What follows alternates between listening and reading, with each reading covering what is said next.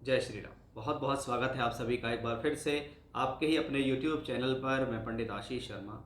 आज हम बात करेंगे कि कन्या राशि के जातकों के लिए आगामी 3 महीने जुलाई, अगस्त और सितंबर, ये 90 दिन आपके जीवन में कैसे, यानी इसमें 9 ग्रहों की स्थितियाँ, कौन सा ग्रह कब राशि बदल रहा है, कब ग्रह वक्री हो रहे हैं, कब मार्गी हो रहे हैं, उसका आपके जीवन पर स्वास्थ्य, आपकी लव लाइफ, आपकी एजुकेशन, आपकी प्रोफेशनल लाइफ, आपका प्रमोशंस, आपकी तरक्की, आपके मैरिड लाइफ, इन सब के बारे में चर्चा करेंगे क्योंकि सभी ग्रहों को कोई ना कोई जिम्मेदारी मिली है और वो इस जिम्मेदारी को किसी न किसी रूप से बखूबी निभाते भी हैं। अब कौन सा प्लेनेट आपके लिए अच्छा है, कौन सा प्लेनेट आपके लिए अच्छा नहीं है, किस दौरान कौन सी तारीख से आपके जीवन में बेहतर होगा, कौन सी तारीख से आपके जीवन में प्रॉब्लम होगी, उस सब की डिटेल में स्टेप बाय स्टेप इस वीडियो के माध्यम से आपको दूंगा। इसलिए वीडियो में अंत तक बने रहिए जिससे कोई भी विशेष जानकारी आपसे ना छूट जाए। चैनल पर पहली बार आए हैं, चैनल को लाइक कीजिए, सब्सक्राइब कीजिए। कुंडली दिखाना चाहते हैं, स्पेशली वर्ग कुंडलियों के द्वारा कुंडली का अध्ययन चाहते हैं तो स्क्रीन पर व्हाट्सएप नंबर दिया गया है, उस पर आप संपर्क कर सकते हैं। यह एक पेड कंसल्टेंसी होगी। शुरुआत करते हैं सबसे पहले हम राशि के प्लेनेट से, क्योंकि राशि का प्लेनेट ही सबसे ज़्यादा महत्वपूर्ण भूमिका, यानी हमारे सोच, विचार, मन, मस्तिष्क और शरीर, ये राशि के ऊपर डिपेंड होता है। अब यहाँ पर अगर हम देखें तो इत्तेफाक से राशि और कर्म दोनों की ही स्थिति को संभालने वाला जो प्लेनेट है वो है बुध प्लेनेट।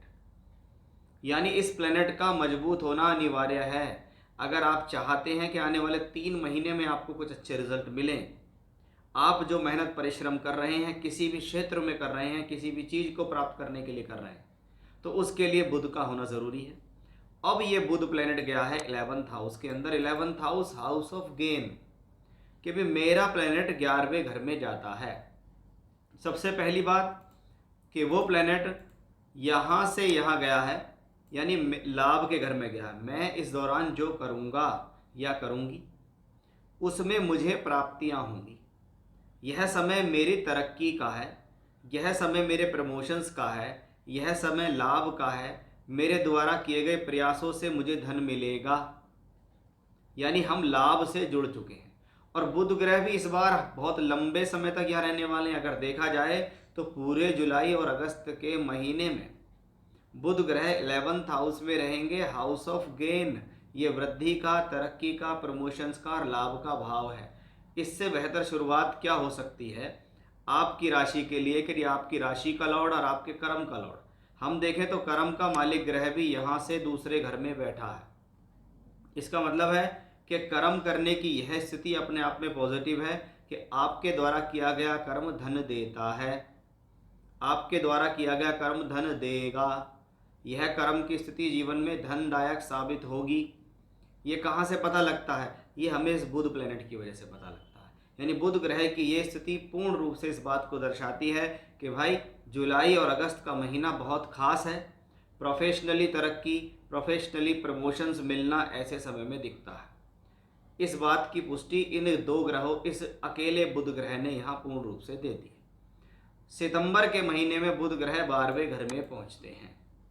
जब वो प्लेनेट 12वें घर में जाए तो इसको थोड़ा सा समझिए कि सितंबर के महीने में क्या हो सकता है। क्योंकि अगर जुलाई और अगस्त तो हमारे लिए परफेक्ट दिखाई दे रहे हैं। जब वो प्लेनेट यहाँ से यहाँ मूवमेंट करेंगे तो सबसे पहले आपको अपनी हेल्थ का ध्यान रखना है सितंबर के महीने में। दूसरा, थोड़ा सा हार्ड वर्क बढ़ेगा, प्रोफेशनली हार्ड वर्क बढ़ेगा। आप इसको, यानी आपको अपने आप को कुछ ज़्यादा खर्च करना पड़ेगा, ज़्यादा मेहनत करनी पड़ेगी, तब कहीं जाकर आपको ये चीज़ का फ़ायदा मिलेगा।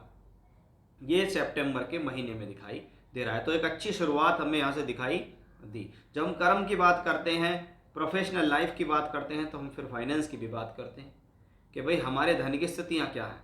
और इससे अच्छे क्या संयोग होगा कि दूसरा घर जो धन है, 9वां भाव जिसे हम भाग्य का भाव कहते हैं, उसके भाव का स्वामी, लक्ष्मी त्रिकोण का स्वामी शुक्र ग्रह 9th हाउस में बैठता है।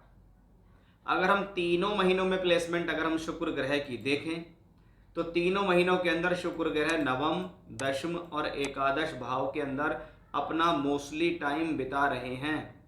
यानी धन के लिए, भाग्य के लिए, सोर्स ऑफ इनकम के लिए, ये जो स्थितियां हैं ये अपने आप में बहुत पॉजिटिव है, क्योंकि शुक्र ग्रह पूर्ण रूप से सटीक रिजल्ट देने के लिए तैयार है।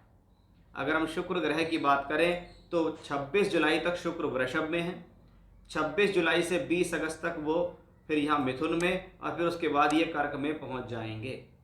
यानी इन तीनों महीनों के अंदर शुक्र की पोजीशन भी बुध के समान बहुत स्ट्रांग है। इसीलिए शुक्र और बुध की यह युति इस पूरे महीने आपको संभालने में सक्षम है।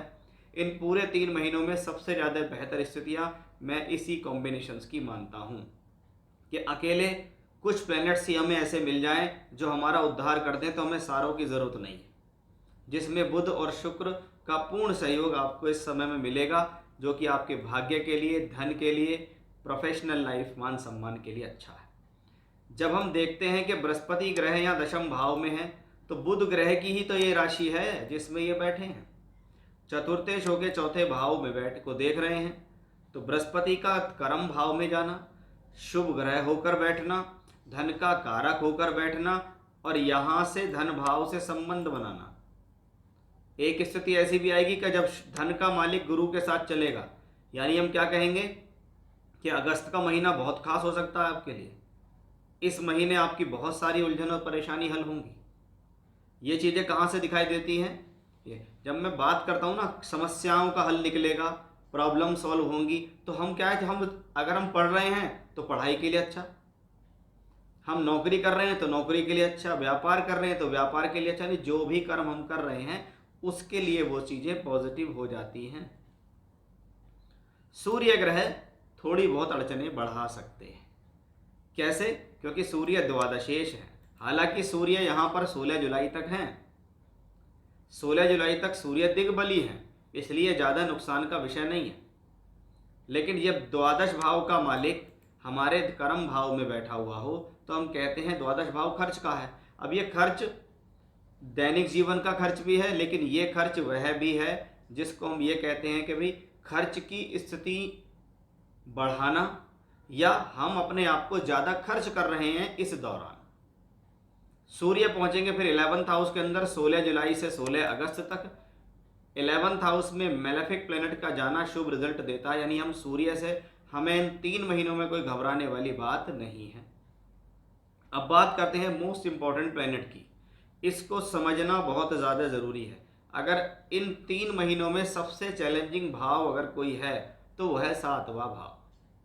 हम देख रहे हैं कि पंचम भाव का स्वामी ग्रह शनि सप्तम भाव में बैठा है और 13 जुलाई को वक्री होने वाला है। ये वक्री होने के साथ साथ मंगल ग्रह की दृष्टि इस पर आ रही है, यानी 13 जुलाई के बाद शनि का वक्री होना आपके जीवन में डिसीजंस को लेने में कन्फ्यूज़न क्रिएट कर सकता है, क्योंकि वो पंचमेश है। तो सबसे पहली बात, अपने डिसीजंस में जल्दबाजी ना करें, क्योंकि मंगल की दृष्टि उस पर पड़ रही है, तो किसी प्रकार की जोश और जल्दबाजी ना करें, बिना वजह का एग्रेशन ना करें, अपने आप को संभाल के रखें। पंचम का मालिक सप्तम भाव में शनि वक्री है, मंगल से दृष्ट है। वैवाहिक संबंधों का विशेष ध्यान रखना है, प्रेम संबंधों का विशेष ध्यान रखना है, अपनी एजुकेशन से ध्यान भटकने नहीं देना है। ये समय भटकाव का है, ये समय प्रॉब्लम क्रिएट करने का है, ये समय जल्दबाजी में नुकसान करना भी दिखाता है। और बुद्धि और निर्णय ही जीवन में सभी चीज़ों की मुख्य कुंजी है कि मेरी बुद्धि ठीक काम कर रही है, मेरे निर्णय ठीक है, मैं बिना वजह की बातों में इधर उधर पड़ नहीं रहा हूँ, तो आप ये समझ लीजिए यह समय आपके लिए अनुकूल हो जाता है। और जब मंगल जैसा प्लेनेट जो कि 26 जुलाई तक तो 12वें घर में है और फिर आ जाता है आपकी राशि के ही अंदर, तो इस पूरे 3 महीनों में अगर हमें किसी से डरने की ज़रूरत है तो वह है मंगल, कि 12वें घर का मंगल 26 जुलाई तक है। अपनी एनर्जी को वेस्ट नहीं करना है, खराब की चीज़ों में नहीं लगाना है, एग्रेशन नहीं करना, क्रोध नहीं करना, जल्दबाजी नहीं करना। बहुत सारे प्लैनेट्स आपके फेवर में भी बैठे हैं, लेकिन अपनी एक गलती से, कहते हैं ना, हमने एक गलती करी और जो हमारे फेवर में थे वो भी चले गए। तो हमें उस गलती को नहीं करना है, अपने आप पर संयम रखना है, सुधार करना है, जल्दबाजी से बचना है। किसी भी तरीके की प्रॉब्लम आपके जीवन में समस्या क्रिएट कर सकती है, इसलिए इस बात का विशेष ध्यान रखने की आपको ज़रूरत है कि शनि सप्तम भाव में है, वो अपनी जगह ठीक है, हिम्मत और मेहनत कराने वाले प्लेनेट हैं, लेकिन मंगल की दृष्टि आपको कर्मों से भटका सकती है। और सेवन्थ हाउस अगर नौकरी है, सेवन्थ हाउस अगर पब्लिक इमेज है, तो वो आपकी नौकरी और आपकी पब्लिक इमेज आपके हाथ में है कि आप अपने कर्मों से उसको सुधार रहे हैं या बिगाड़ रहे हैं। इसलिए इस पूरे महीने जितना ज़्यादा 3 महीनों में हनुमान जी की आराधना करोगे उतना बेहतर होगा। जितना शांत रहोगे उतना बेहतर, जितना धैर्य रखोगे उतना बेहतर।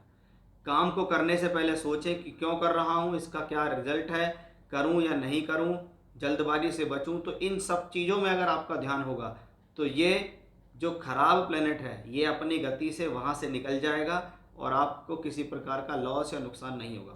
अदरवाइज पब्लिक इमेज भी जा सकती है, आपसे कोई गलती हो सकती है जिसकी वजह से आपकी प्रोफेशनल लाइफ में प्रॉब्लम आ सकती है, वैवाहिक संबंधों में, एजुकेशन में, प्रेम संबंधों में, और अपने निर्णय से गलत काम भी कर सकते हैं आप। इसलिए बहुत सावधानी रहने की स्थितियाँ यहाँ से बनती हैं। और इसमें सावधान हो गए तो शुक्र के, गुरु के, बुध के, इनके शुभ फल भी आपको बहुत अच्छी तरीके से प्राप्त हो जाएंगे। तो ये था कि कन्या राशि के जातकों कैसे होंगे आने वाले 3 महीने, जुलाई, अगस्त और सितंबर 2025। जय श्री राम।